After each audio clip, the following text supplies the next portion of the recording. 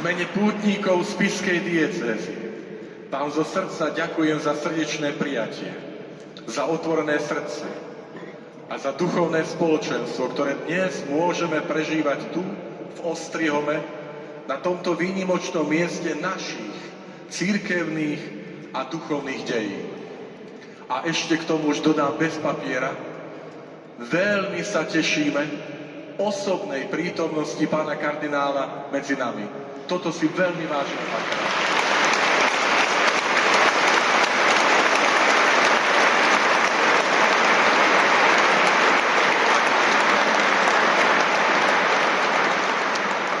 Prezradím, že čakali sme pána kardinála na otvorenie jubilejného roka v Poprade, ale zdravotný stav to neumožnil. Dnes je tu medzi nami, aby sme my prišli k vám, takže sme to tak zariadili. Keď nepríde kardinál k nám, tak my prídeme ku kardinálovi.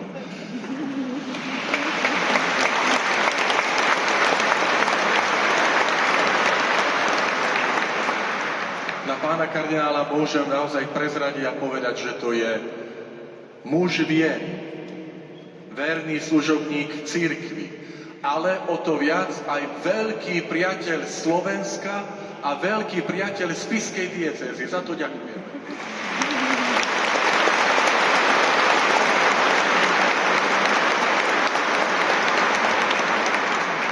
No a posledné slovíčko na úvod a veľký aplaus poprosím potom, lebo 2 dni dozadu pán kardinál oslávil svoje narodeniny a v pondelok bude mať svoje meniny.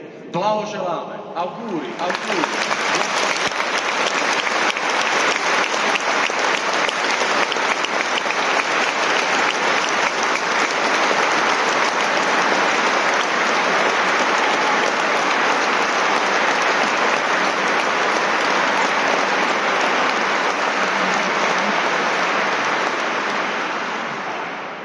Z tejto strany Dunaja pozdravujeme všetkých, ktorí zostali doma na Slovensku, osobitne našich drahých spišskej diecéze a ďakujeme katolíckej televízii Lux, katolickému rádiu Lumen za priamy prenos, lebo môžeme byť takto duchovne spojení. A prosím, vytvorme aj takto jedno radostné, modliace sa spoločenstvo. Takže pozdravujeme doma.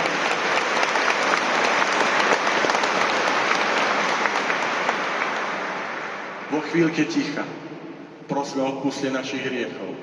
Vo chvíľke ticha ďakujeme za dar diecézy, za dar viery. Vo chvíľke ticha povedzme Bohu o tých, ktorí nás prosili, aby sme na týchto miestach modlili sa za našich drahých blízkych, za našu diecézu, za naše milované Slovensko, ale najmä, aby sme tvorili jeden Boží ľud, kdekoľvek sme verní Kristovi a plní horlivosti za Pána.